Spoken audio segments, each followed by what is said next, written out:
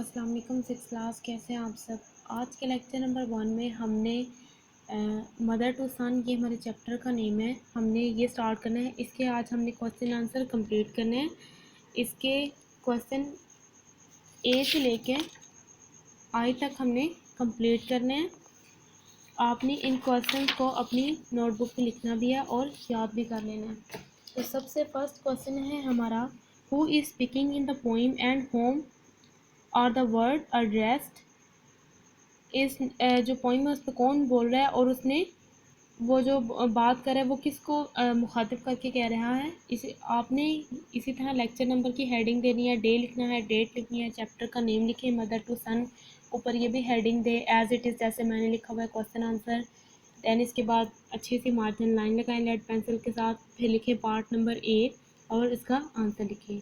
A mother is speaking in poem and her words are address to her son, के जो वालदा है वो अपनी इस पोइम में वो बात कर रही है और वो अपने बेटे को मुखातिब करके बात कर रही है। इसके बाद हमारा क्वेश्चन नंबर 2 है, what does the speaker compare her life with. जो स्पीकर है उसने अपनी जो ज़िंदगी है उसको किसके साथ कंपेयर किया है। इसका आंसर है, the speaker compare her life to a dimly lit stairs.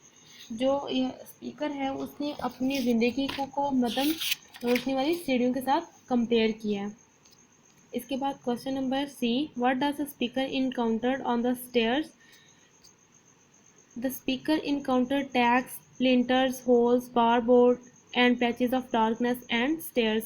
जो स्पीकर है उसने क्या किया है कि यहाँ पे सारी चीज़ों टैग है हमारे पास, कांटे, स्प्लिंटर नोकदार लकड़ी को कहते हैं, होल सुराख, बारबोर्ड और पैचेस धब्बे हैं, ऑफ डार्कनेस अंधेरे के, ऑन द स्टेयर्स उसने इन सारी चीज़ों को नोटिस किया है। इसके बाद हमारा क्वेश्चन नंबर डी है, even though there have been obstacle in the way, what has the speaker done to continue her journey. कि बेशक रास्ते में रुकावटें वगैरह थी लेकिन जो स्पीकर है उसने अपने जो सफ़र है उसको जारी रखा है, उसने वो रुका नहीं है। She have kept climbing up, इसका ये आंसर है कि वो ऊपर ऊपर चढ़ते ही रहा, उसने पीछे मुड़ के वगैरह नहीं देखा। इसके बाद हमारा क्वेश्चन नंबर ई है, विच 3 pieces of advice does the speaker give the boy. जो स्पीकर है उसने कौन से जो 3 नसीहतें थी वो लड़के को की थी। इसका आंसर है, don't turn back, don't sit down and don't fall down. कि पीछे मुड़ के नहीं देखना, ना ही बैठना है और ना ही गिरना है। इसके बाद हमारे पास नेक्स्ट क्वेश्चन है, what sentences are repeated in the poem. कौन से सेंटेंसेस जो हैं वो रिपीट किए गए हैं पोइम में। The line life for me isn't have been no crystal stair is repeated, ये वाली जो लाइन है ये रिपीट की गई थी। इसके बाद नेक्स्ट क्वेश्चन है, which line is short, what do you think the poet made this line so short. कि कौन सी लाइन को सबसे ज़्यादा मुख्तसर किया गया है और आप इसके बारे में क्या सोचते हैं कि जो पोइट है उसने इसको क्यों शॉर्ट किया है। इसका आंसर है, the one word bar is the shortest. जो बार लफ्ज़ है वो उन्होंने शॉर्ट कर दिया है। It is a stark fact, ये बिल्कुल एक हकीकत है। That her life has been hard, कि उस जो स्पीकर है उसकी जो ज़िंदगी थी वो बहुत ज़्यादा मुश्किल है। एम्प्टी एंड विदाउट कंफर्ट, बगैर किसी आरामो सुकून के हैं।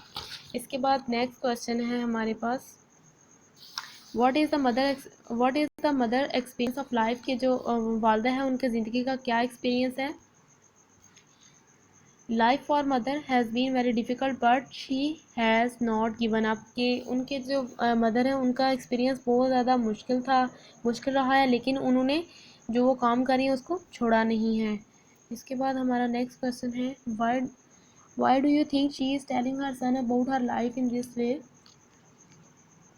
इसका आंसर है, she wishes to share her experience and encourage him to never give up. वो अपने जो एक्सपीरियंस है वो अपने बेटे के साथ शेयर कर रही हैं। वो करना चाहती हैं क्योंकि वो चाहती हैं कि उसका वो उस बात पे इनकरेज करना चाहती हैं कि जो भी काम करे तो उसको छोड़ना नहीं चाहिए, उसको करते रहना चाहिए। इसको उन्होंने सीढ़ियों के साथ कंपेयर किया कि हम जब चढ़ते हैं तो हम ऊपर की तरफ चलते जाते हैं, ना कि उसमें रुकते हैं, ना बैठते हैं और ना ही हम गिरना चाहते हैं। आज का आपका यही लेसन है, आपने इन्हीं क्वेश्चन को अच्छे तरीके से याद करना, लिखना है, उसके बाद ग्रुप में पिक सेंड कर देनी है। अल्लाह हाफिज़।